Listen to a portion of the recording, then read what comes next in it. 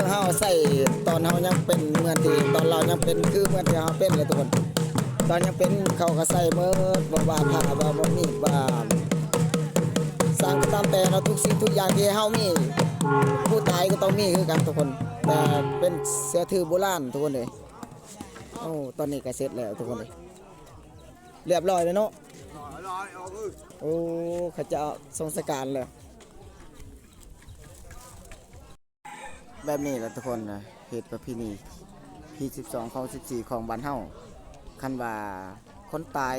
เขาบ่ได้ตีกลองก็เป็นบางเฮือนคือกันนะทุกคนบางเฮือนเขาตีบางเทื่อบางเฮือนเขาก็เขาแจกซื่อๆอยู่เด้อทุกคนนี่หลังจากเขาตีกลองเสร็จแล้วอันนี้ใกล้เขาสิทรงสการแล้วทุกคนเพราะว่าบ่ดงก็มาตอนเช้าบ่ได้มาแต่เมื่อวานนี่ทุกคนเขาตีทั้งวันทั้งคืนเลยทุกคน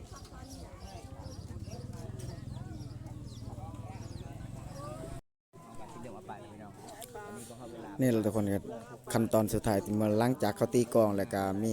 เขาสูตรอีกขั้นสุดท้ายคือเขาเทศออกเลยทุกคนนี่เทศออกจากบ้านจากเฮือนเนาะเขาสูตรออกจากบ้านจากเฮือนแล้วก็เพิ่นผู้ตายกับเหมือนเทเพิ่นผู้ตายกับต้องไปอยู่เฮือนของเพิ่นแบบว่าผู้เป็นก็ยังอยู่เฮือนของผู้เป็นเลยทุกคนแบบว่าเขาแยกเลยไปไผไปมันเลยทุกคนนี่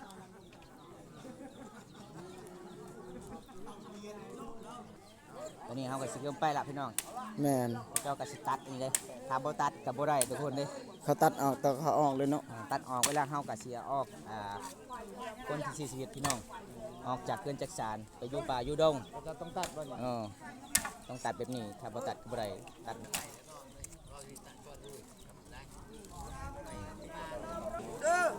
ถึงเวลาเลยเนาะแม่นชาวบ้านก็จะหาบเนาะโอ้ก็จะเอาใหม่มาหาบเอาได้ใส่รถไถเลยทุกคนบ่มีรถเนาะเอาบ่ได้นี่ล่ะก็แบบวิถีชีวิตแบบเดิมเลยทุกคนนี่ก็เดิมบ้านเฮาโบราณเลยทางสามบ้านความสมัครที่ซอยกันถ้าบ่ซอยมันก็บ่วิถีพี่น้องบ้านมันเป็นสุดกับเป็นเมืองบ้านนี้สัญญาณก็บ่ค่อยมีปานใดพี่น้องบ่มีนั่นแหละบ่มีเลยนี่ไม้ที่เจ้าก็สิหาทางสามบ้านเดี๋ยวนี้เขาห้ามเอาเลยเนาะโอ้ทุกคนเนี่ยดีเลยสิถ้าเขาห้ามนี่ถ้ามันตกกับบ่ได้เลยบ่ได้เขาต้องจุก่อนตั้งคืนนึงนี่เด้โอ้มือนี้คันลำตกนี่เขาตีกองต่อเลยนั่นเลยกำนัดละเอียดคักตกนี่ยังบ่วิทนี่เป็นประเพณีโบราณนะแม่นหรือว่าสุดเผามังกรเนาะผมบ่ใส่ก็จะสิอธิบายให้ทุกคนได้เข้าใจได้บ่ใส่ก็ครั้งแรกคือกันที่มางานศพทุกคนเขตชนบทบ่นี่แปลกเนาะแปลกแต่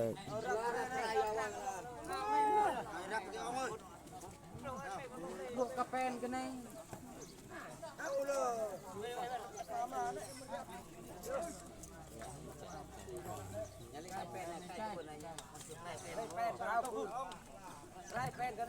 อันนี้เป็นคนไหนล่ะเมียนหมดไปชมบ้านเลยชมบ้านเอ้าดูมันตกตื่นคือฟันนี่เด็ดขึ้นไปปะไหนโอ้ฟันนี่ตามีโลดเป็นสารมีนักโลดเงินมงไปแต่จูเตะดงมันไม่ล้านนะยังไงต้องดูฮาเลียร์ก็เลยโบโหเลยงงจิตตาพวกนี้พูดมาไหนด้วยต่างๆนี่แต่อาชีพให้ทุกคนได้ชมว่ามือตายาวหนึ่งยาวกี่ละกี่ก็ใส่ปะตองยาวเด้อ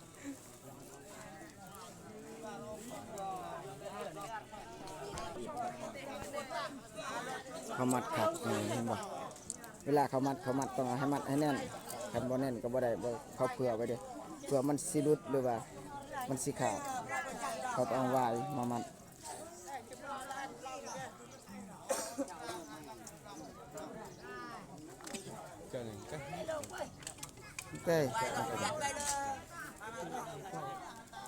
ต้องกลางอันสุดๆนิดหน่อยพอหน่อยอ๋อ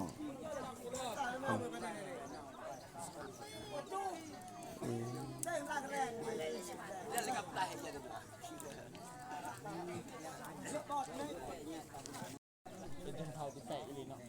กำลังเข้าเสกสงสการเนาะปลายบรูให้ละกำลังในดึงดอกเลย ต้องดึง เออ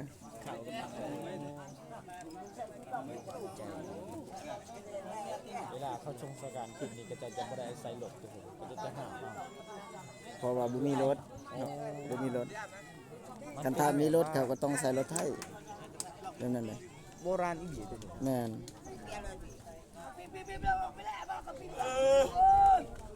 คนนี้กันคนนี้ยังการใช้ชีวิตครับส่วนอันนี้เป็น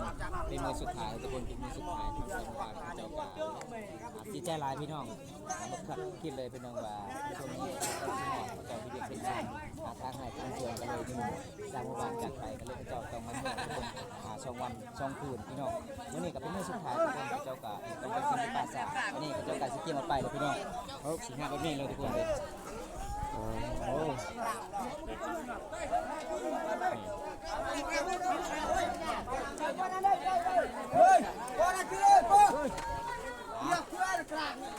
ไปแล้ว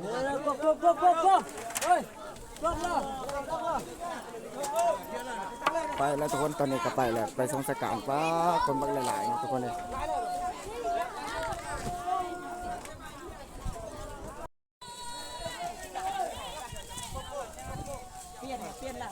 เปลี่ยนแล้วเหรอเปลี่ยนแล้ว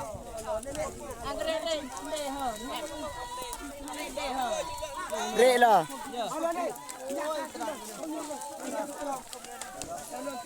พี่นี่จะเอามาพี่ด้วย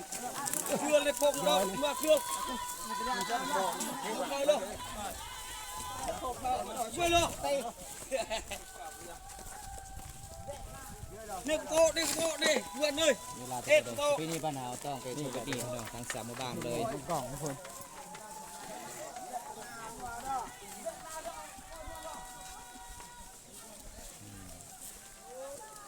อันนี้มันกับค่อนข้างแบบทุกคนโบราณทุกคน แม่น ชาวบ้านกันหลายคนก็กันถือเครื่องของเล็กน้อยพี่น้องคือส่งมดเครื่องของคนที่ซื้อเท่ากับเอาบ่ได้ทุกคนเพิ่งสาบานยังละทุกคน ก็หลายคนเลยทุกคนเลยสาบานอันนี้คือพิธีที่สงสการในทุกคนเขตชนบทสันพบรูเมืองกองบ้านเฮาคันธาบ่มีรถเขาต้องห้ามเอาเด้วยทุกคนเลยเพราะว่าเพื่อนผู้เสียชีวิตกับบ่มีรถไถคันสันเขาก็เคยใส่รถไถอยู่ทุกคน เป็นป่าดงภาษา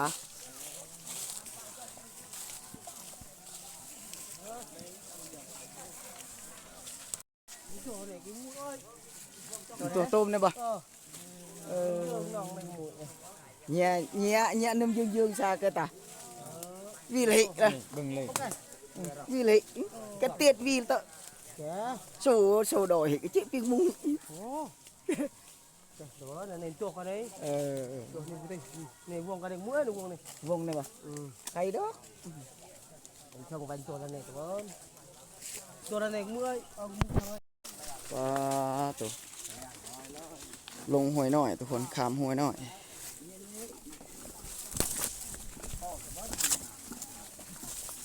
các lưới cái mà nằm bội nhưng bữa nào mà lấy lùm mặn phải không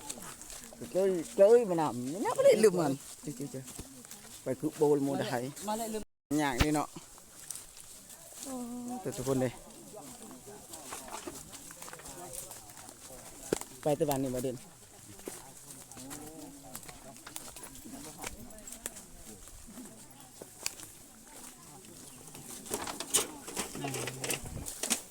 หอดจุดกเลยจะไปกุร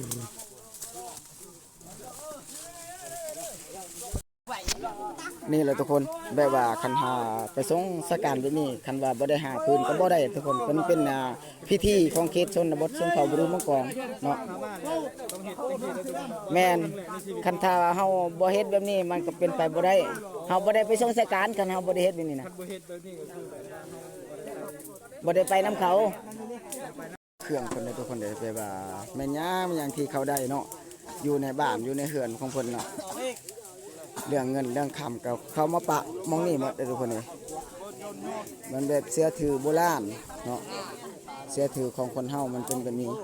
เขตชนบทชนเผ่าบรูเมืองกองทุกคนเลย งานสงการต้องเป็นแบบนี้อันนี้ก็เอิ้นกระโมรบ่เอิ้นกระโมรนี่เนี่ยบ่เปิดตัวตีนหน้ากระโมรนี่ ผู้สาว ผู้สาวบ่ อ่า ตัวผู้สาวก็งามทุกคนเลย บิลลี่ไหน วิโรนี่ นี่ทุกคนขาดบ่ได้น้ำใจเล็กๆน้อย ดูได้ก็รู้เตะไปใช่ไหมแบบ ๆทางปลอดภัย เต้บ่ เตะไปใช่ไหม ตลอดต่อทางแล้วก็ เบิ้ลเพจไหม น้ำคุณผู้ชมน้ำคอยอยู่ดี เบิ้ล ทุกคนเลย เบิ้ล เบิ้น ขนาดรู้เพจไหมเอ็นนี่ถักเลยเอามือหน้าก็ไปเล่น กี่หมดลังว่ายาเยอะยืย ขอบใจเด้อที่เย็นเราไอ้กิน ก็ไปเล่าในชมตัวนี้ว่า หวานเป็นภาษาเลยหวานเนาะ ก็ใส่โทษโทษ ตัวชาวบ้านก็มาหลายๆคนทุกคนเลยตอนนี้ก็อยู่ดงปลาลึกทุกคนตัวอยู่นี่นะปลาซ่าของเขตชนบทชนเผ่าบรูมังกองมันบ่คือตัวเมืองทุกคน อยู่ในภาษาเมืองที่มันจะเป็นนั่นเนาะอันนี้โอ้โคตรจะเป็นเลยทุกคน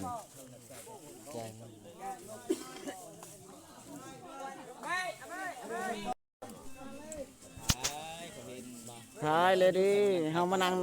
ยืนนำกันกินนี่ ยังเจ๊กอยากบอกอยู่แต่เคยกำลังถ่าย ตอนเขาวางลงนะ แต่นี่ได้ ปลาตัว อัน นี้ นี้เป็นขั้นตอนที่กระเจ้ากับสีทมเลยเด้อพี่น้องทมดินเลยพี่น้องสีทางดินเลยทุกคนเด้อทางสามหมู่บ้านเลย ในขั้นตอนที่ชมดินนะทุกคนเลย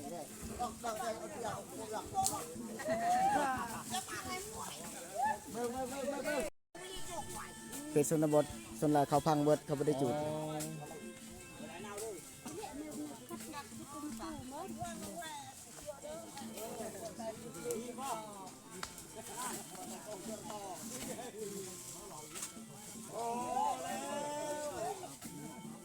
แม่ใจใจ เ